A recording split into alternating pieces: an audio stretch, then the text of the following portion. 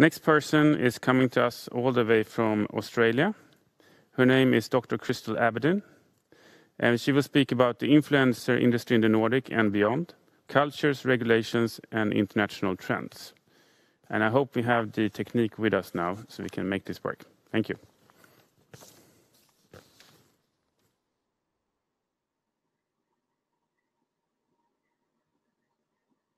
Hi everyone, can I check that you can hear me and that you can see the slides?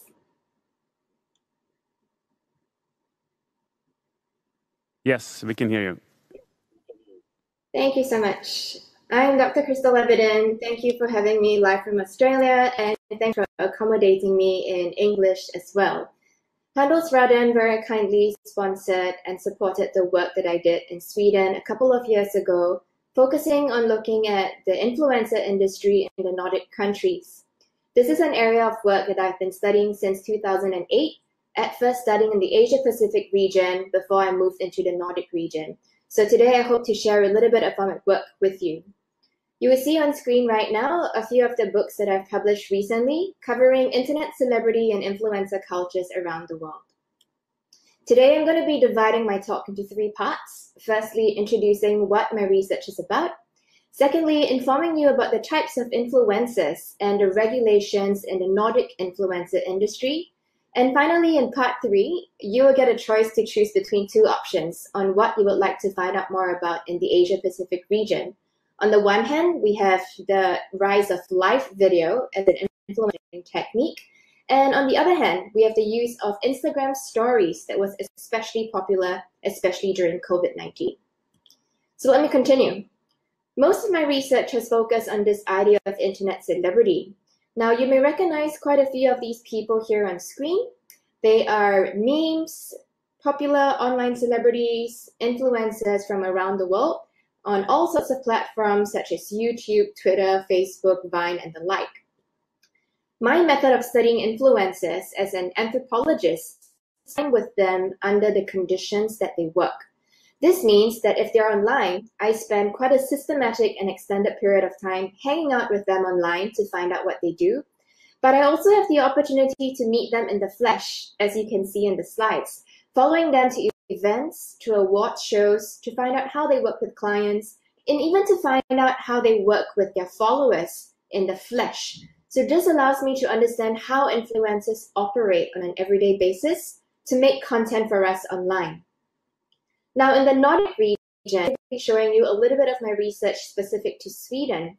Here is a subset of some of the agencies that very kindly obliged for me to study them, and I conducted personal interviews with representatives. We have here all sorts of agencies, some dealing with more video influencers, some like Loppy, focusing on parent influencers, some like Buzzador, focusing on micro-influencers and the like. So the Swedish ecology is quite diverse and quite vast, and we're going to look a little bit more in depth into what this looks like. I have also brought my research into many classrooms in Finland, Norway, Denmark, and Sweden during my stay as a postdoc, and I got to speak to these very young people to find out what they felt works when they look at influencers online. We had a really good time trying to work out when they were piecing together these small parts that influencers put online, and we got to understand concepts about authenticity, relatability, and what young people prefer in this landscape. So, in brief, influencers are a type of internet celebrity. Internet celebrities have 3 main criteria, and those are the 3 phrases that I've underlined. Firstly, as internet celebrities, they have to be native to the internet. This means that their fame is generated online. And this is quite different from the likes of Hollywood celebrities or famous singers who also use social media and are popular online. So here we're looking at native internet influencers and celebrities. Secondly, to be internet celebrities, they have to have very high visibility. You realize that visibility is quite a neutral word. They can be visible for good reasons, for bad reasons, for positive or negative reputation, for good qualities, even for scandal. So regardless of the quality of their visibility, which I've highlighted in orange, the key point here is that they have high visibility, people know about them, and people watch them online. The third criteria is that they have to have an audience. So if you're an internet celebrity and you perform yourself but nobody watches you, that doesn't really make you a celebrity. And the type of audience depends on the platforms you're using, as well as the cultural ideologies of these audiences. For example, on a space like YouTube, you may need to be quite quick in order to connect with your audiences. But now, in the age of podcast influencers, that may depend on the clarity of your voice and the emotionality in your voice to draw people in. So the platform determines what kind of celebrity you can be. The second part, when I look at cultural ideologies, really focuses a little bit more on the country. So for instance, in different countries in Asia, young people are attracted to different qualities of internet celebrities. Likewise, in the Nordic countries, some things that have worked in the Asia Pacific don't really in the Swedish context. For example, a lot of my influencer informants in the likes of Sweden and Norway, Denmark, and Finland tell me that they don't really like to show off their wares, their luxury goods, or be too prominent in this space. They tell me that there's this idiom that goes, the tall poppy gets cut, or the nail that sticks out gets hammered. So there is reason for them to be prominent, yes, but not too much. In the words of the Swedes, this would be lagom, just enough, so that they can stay happy in the industry and not really offend anybody. But in the Asia Pacific region, where this industry is very competitive, it is not uncommon to see influencers often playing with ideas of scandal, shame, and controversy in order to attract people's attention. So that is something to keep in mind when you're looking at context. I'll now go into the second part of my talk, looking at types of influencers and regulations in the Nordic industry. So in general, I think today we can think about influencers as 5 diverse types.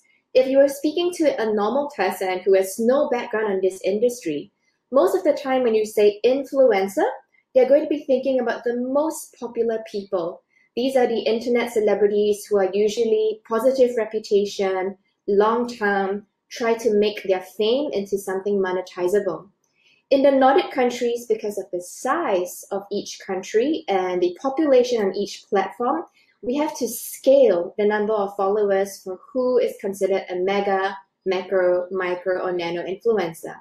And of course, if we were to transport this concept to any of my Asian research sites like China, then 1 million doesn't even cut it for a mega influencer for a country and cultural context of that size. So when you are working with influencers and wanting to pitch for a different variety, be quite aware of the different scales for country and cultural contexts. So there are generally 3 different uses of influencers here then. With the mega and micro influencers, we generally work with them to amplify information. Sometimes it's almost as if they work as broadcast services.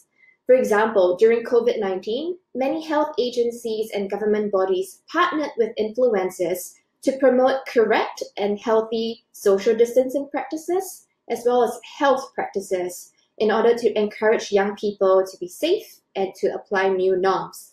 In this case, these influencers were not always using their personal stories and their personal brand to push a message. Most often, they already had the reach of millions of people, and therefore the messages that they put out, they simply broadcast as a blanket whole. It may not be for a niche audience, but you know for sure that a large enough audience will capture this. In the middle rank, we have the regular influencer. This is not too different from the early days of marketing where we think about key opinion leaders. These are still the influencers for whom their personal identities and the stories they tell are important because that tells us how much to trust them, how much we want to believe them, and how much we relate to the stories they're telling us. On the lower tier, we have then micro and nano influencers.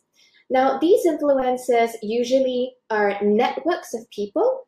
They come in many groups. So you don't just hire one micro-influencer, you hire a network of them, perhaps dozens of them. And at the same time, you give them a message that they can blast out to their community. So these are where you have quite a few persuasive conversations, and you spread types of ideas, concepts, promotions by word of mouth. These micro and nano influencers don't really need to have very large follower base in order to be effective. But what is effective is that their audiences usually fall under a niche. So even if the follower size is small, You have to have the confidence that this small audience size is the exact target group that you want your message to reach. So here you have it, at least 3 different types of influencers. And this research is still growing, so I'm sure when we check in again in a year from now, this will update. I now want to share with you some of my newest research, kindly supported by Handelsrådet, also supported by Jönköping University, and from my collaborators in Denmark and in Norway, supported by the Danish Working Environment Research Funding, as well as the Research Council of Norway. This peer-reviewed journal article came out in the Nordic Journal of Media Studies just this June. It is open access thanks to the journal, meaning that anyone who searches for it should be able to access this freely and read our research. Now, we need to try and review the formal and informal regulations in the Nordic industry. The main reason we did this was that there was a lot of controversy in the international influencer industry. Most of you who work in marketing might remember that a few months ago, or maybe more than a year now, there was this very controversial Fire Festival in the US and the Bahamas, where a lot of influencers were hired to promote an event, and followers bought very expensive tickets to go for the event. But when they showed up there, whatever was marketed to them on Instagram was not. So here there was a lot of controversy worldwide about how we need to regulate this industry a bit closer. I'm also very happy to announce that in Q4 this year, these groups of colleagues and I, as well as a few others, will be launching our Nordic Influencer Research Network.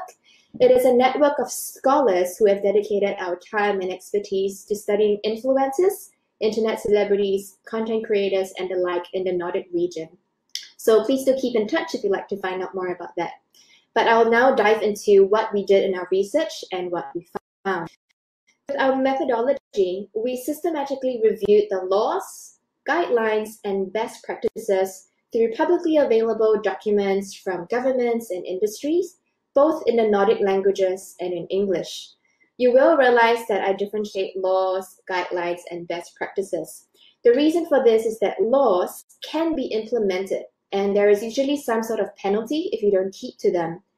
Guidelines are a recommendation, and whether or not you keep to them seems optional. And best practices are usually what we feel are the industry standard, perhaps by a small group of people who are working hard to strive here. So oftentimes in the influencer industry, there are a lot of guidelines and recommended best practices, but they're not always implemented. Therefore, when companies and influencers go against the rules or flout the guidelines, there is no real backlash, no real penalty, and therefore no real motivation to keep by these guidelines. So we wanted to find out what the benchmarks were. The research is most current up to December 2019, and we focus on 2 main points: influencer income and taxes, as well as commercial disclosures. Specifically, we wanted to find out what are the differences and shortfalls in the Nordic countries. And if we were to summarize all of the guidelines, laws, and best practices in the 4 countries, how can we maintain a Nordic standard? Can we find gaps that the governments and industry can help us address later on? To give you a little bit more context, this you might already know, but we tried to find out whether or not there was something as common or as real as a Nordic influencer industry. The idea of a Nordic is quite a commodifiable concept. It's often used but within the Nordic countries, we always want to pay attention to the differences and nuances across the countries. That said, we found that there are at least 3 similar practices in this region that have allowed for this industry to grow together despite being in different markets. So institutionally, a lot of the personal income and tax information of Nordic citizens is transparent and accessible. And therefore, when you want to police influencers' disclosures of tax, or whether or not they paid, this is something that is sometimes even published on websites, papers. Therefore, there is transparency, and there is a space for us to check whether or not we're keeping with the rules and guidelines. Now, this is almost a gold standard because in so many countries in the Asia Pacific, this information is private, and therefore we often have to rely on the goodwill and the honesty of influencers to keep to their personal taxes and to disclose this honesty. Now, secondly, there are also some systemic norms in the Nordic context. Most of all, we want to recognize that the gender balance across the workplace or equal pay in this part of the world is quite exceptional. And for this reason, even though the influencer industry is often perceived to be quite feminized, this is a profession that's taken quite seriously. Whether you're a beauty, fashion, cosmetics influencer, you're considered a working professional, and you are grouped together this umbrella of influencers who's doing this for a career. Now, when I compare this to my research in the Asia Pacific, unfortunately, for some of the countries where there are more women dominating some genres in the influencer industry, they don't tend to be taken seriously. And therefore, when there are issues about labor, issues around tax, they're also not discussed properly, and therefore there's not much mobility. So this is something we were quite heartened to see in our research. Finally, the text is cultural, in that when we look through all the government-funded research on influencers so far, we found quite a few that focus on how influencer cultures are impacting young people and also impacting various social causes. For example, most recently looking at sustainability. So we have an awareness here that in the Nordic context, research is not only focusing on influencers to sell you things or to market things, but we're also really paying attention to the longer tail, long-term effects on the social, cultural values and how they're shaping minds on an everyday basis. And this is truly an opinion leader in that you're not only selling messages, you're helping to shape discourses in the national sphere. As a side note, I want to also emphasize that this is very important in today's age where there's a lot of misinformation online and where politics and politicians are also taking to social media to campaign. So whether or not we like it, influencers have now been important to the news ecology and helping us navigate and find our way to understand what parts of the internet and the news we should direct our attention to and which parts we should discard or not pay so much attention to. So it's more than just money and dollars here. I would now like to introduce our two findings. The first one focuses on income and taxes. In the paper that you should be able to read freely online, we have more of the country-specific details, but here I'm summarizing the 4 main points from the Nordic countries. Firstly, the first thing to consider is whether or not someone is doing an influencer business as a career is measured by how much money they're earning. So in some of the Nordic countries, if you're doing this as a career, then your tax bracket is increased. Your personal disclosures and the regulations placed on you are a little bit more serious and higher. But if you're earning a smaller sum of money, you are considered a hobbyist or doing this just on the side, and these regulations do not really seem to apply. So we feel that to consider whether or not they apply to influencers, the vocational aspect of their work seems to be tied to their income, and that looks like something that we can standardize across the countries. Secondly, the tax laws for the Nordic countries are still under development. Some are more mature, some are still working their way through. But one key point across the best practices is that all of the definitions, all of the disclosures have to be in clear, non-expert formats. This means that if I'm a child, if I'm an adult who knows nothing about marketing and nothing about influencers, if I'm watching a YouTube video or looking at an Instagram post, it should still be very clear to me whether or not an influencer is marketing a message to me, whether or not this post is sponsored. I shouldn't need to scroll through hashtag, look for hashtag SP, that stands for sponsored post, and then guess that that is what it means. In the Nordic countries, all of this has to be quite spelled out clearly.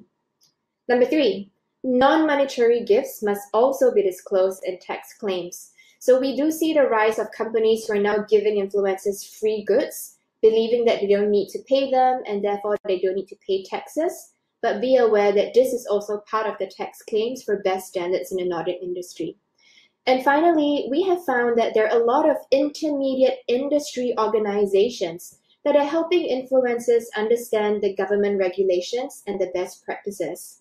For example, Influencers of Sweden and such agencies often run workshops, masterclasses, allow members to sign up for all sorts of online verification to check that they're abiding by guidelines and are therefore certified by their industry and are welcome to be hired and used by businesses and corporations. The last part of our research focused on commercial disclosures. Here again, I summarized the 4 main points in the Nordic countries, but the country-specific ones are in the paper. Firstly, all influencers are required by law to mark when their content has a commercial intention. So even if they were not paid to put up a post, if they're doing this because they have benefits, such as a small discount given by a company, or they're given free goods, or they're given some sort of reputational benefits, if there's a commercial intention behind the message, this needs to be disclosed. And this is including things like hidden advertising, subliminal advertising, and astroturfing as well. Secondly, the specific presentation of where you want to say something is sponsored has to be very clear. In the best guidelines for on YouTube, for example, this has to be right at the front of the video. On Instagram, for example, it has to be spelled out quite clearly in your captions, and you cannot use abbreviations.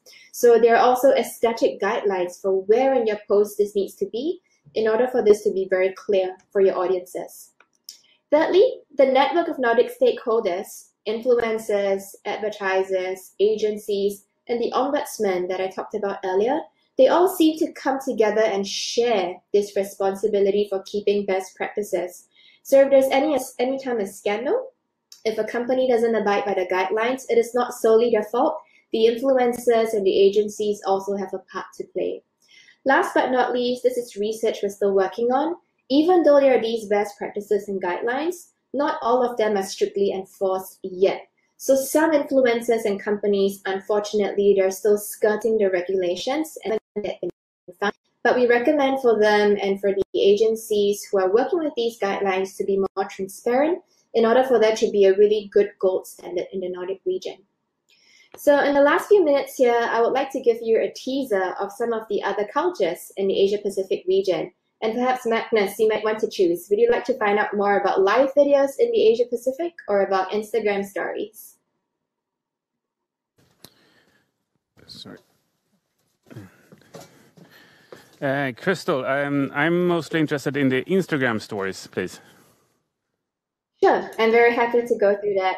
And this is probably a little bit more relevant for all of us at this time globally as well. So during the COVID-19 period, we understand that a lot of influencers were stuck at home, and many of them were no longer able to leave the house and go out to take photos. Therefore, as you see now on the screen, initially when you had this picture-perfect ideal Instagram, a lot of influencers had to make do and try and photograph at home. In this time, we saw the explosion of the use of Instagram stories, where influencers could play down their aesthetic and be a bit more casual. And here I want to show you how a few brands have worked with influencers using Instagram stories to spread business messages and promote products and services, but also to be very aware of the COVID-19 situation. So on the left, you see a song competition started by an online social media community, inviting people to go on a Google Meet so they can go karaoke together. In the second one, we have a meme factory and a digital advertising agency inviting followers to meet with their influencer to do exercise together on screen.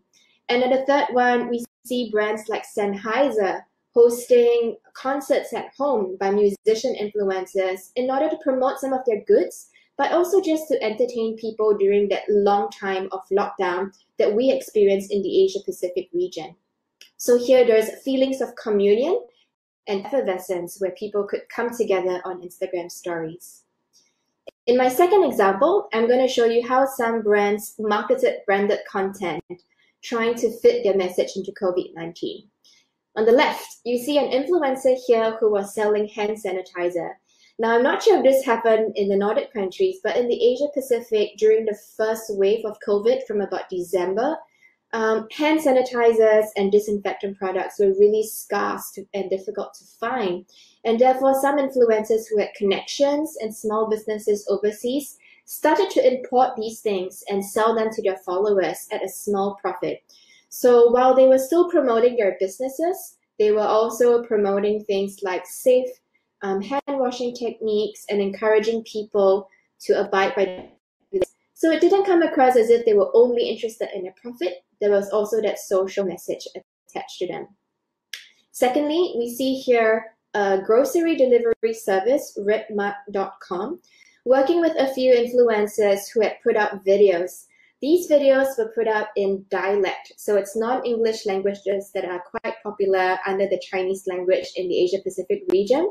Most of the time in this day and age, the elderly people use these dialects quite informally and casually. So these young influencers who maybe usually speak English to each other, to Gen Z and millennials, swapped and used dialects to target these elderly groups and were being very playful in their videos. So they were scolding the elderly, telling them off for not wearing their mask, trying to tell them to stay at home even though they're really bored. And it was quite a turn from the usual millennial influencer only speaking in English. And they did this to encourage these people to and use the online grocery service. And finally, on the right, the alcohol brand Mattel got a group of influencers together, sent them products, and held an online Zoom party. So people who were interested could see these influencers hanging out and chatting as if they were still hanging out in the bar, and they were seen cheersing each other with this branded product. I'm going to show you just one last one before I wrap up. Here I want to look at some of the influencers who have also been using their Instagram stories, but for charity. So we understand that in this years of fall in client engagements and budgets, many of these influencers also suffered a loss in income. Despite that, those of them who had the ability to and had the ethical heart to do so started to use their Instagram stories for charity to raise funds for vulnerable groups who were impacted by COVID-19. So for example, on the left, one influencer, Pretty Please, wanted to raise funds for migrant workers in Singapore.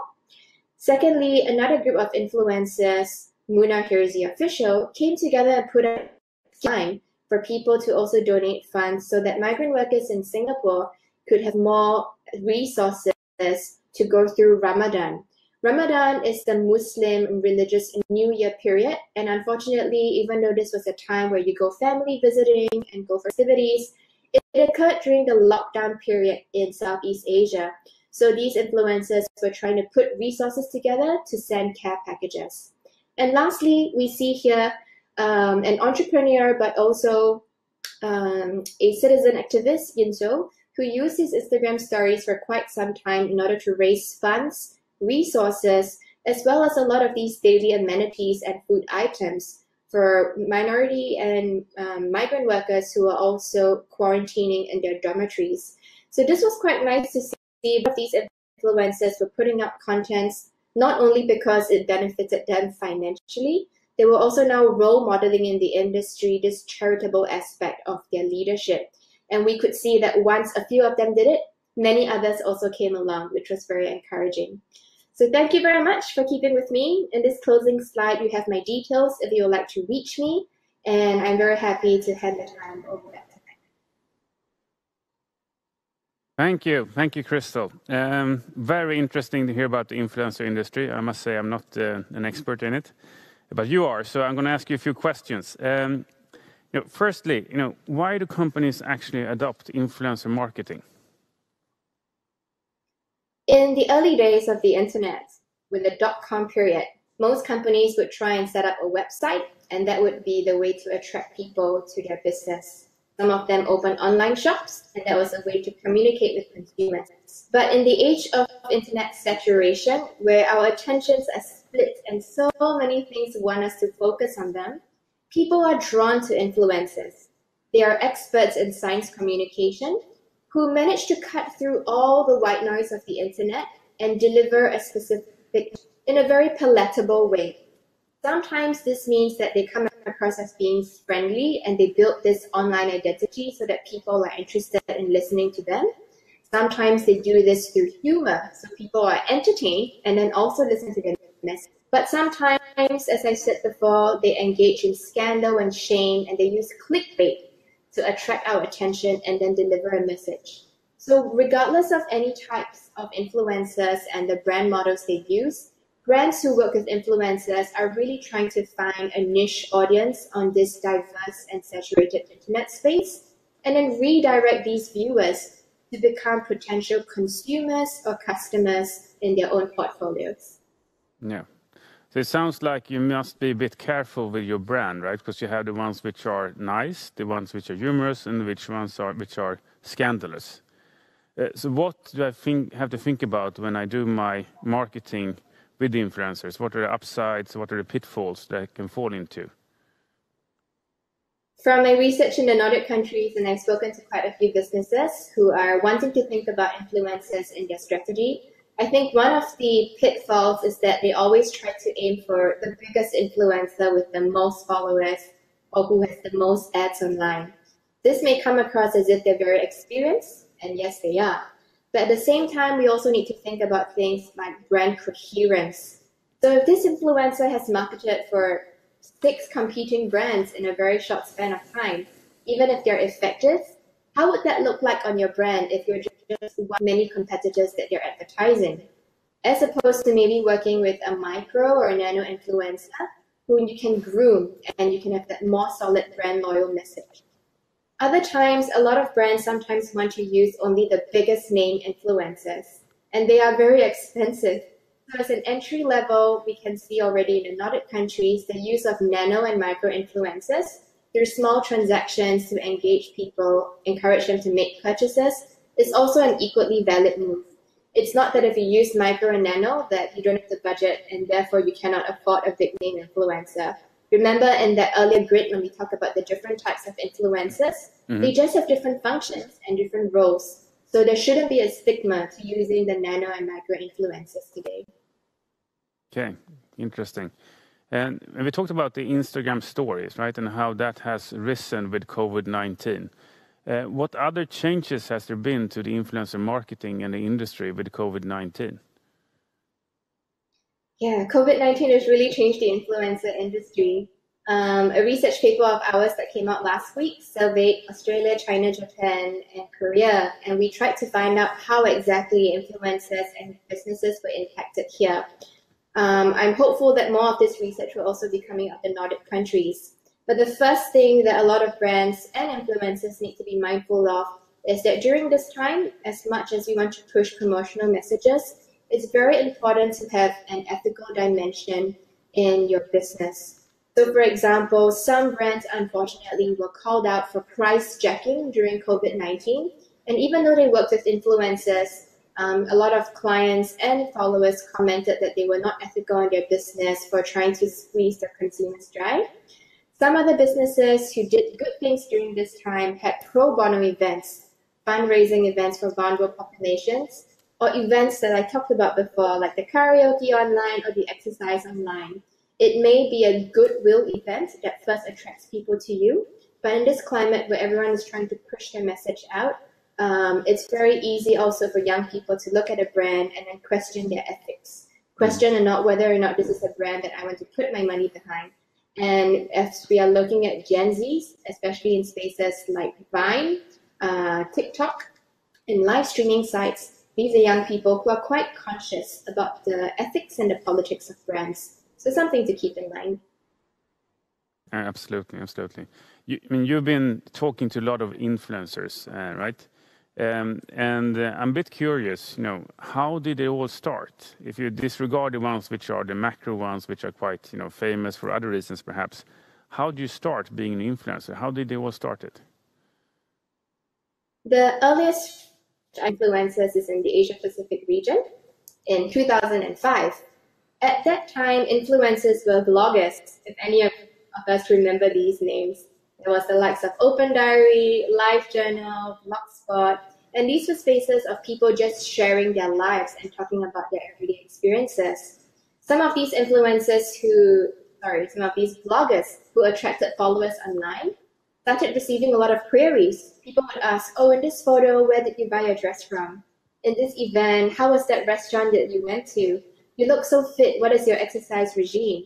So quite naturally, a lot of people took these influencers as if they were agony aunts, like in the newspaper columns in the 90s, and were asking them for advice. So later on, these influencers then started small businesses to sell products to these clients, followers who were turned into clients, and then brands started engaging them when they moved onto social media. Specific to the Nordic context, some of the earliest influencers were mommy bloggers and parenting bloggers. And from my background reading and research, because of the way that parental leave and benefits are quite good and well supported in the Nordic region, both moms and dads would often take the time to write about their experiences on blogs, and also because there was this mindset of ethical consumption in the Nordic countries, a lot of moms and dads were also sharing resources about the best brands, organic brands, sustainable brands. So these communities and online forums became the earliest clusters of what would become influencers in the Nordic countries. But as you know today, this genre is so big. Anything from fashion to IT has an influencer representing that genre. Yeah. So and those were sort of the ones that are famous now or big now, how they started. But if you would start today, if I want to become an influencer, how can I do that? The best way to answer that question is to look at the newest platform, which is TikTok.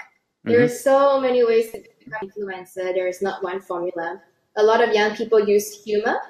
Because TikTok is a space that uses sound and audio, a lot of young people use their talents, like their voice acting and their singing.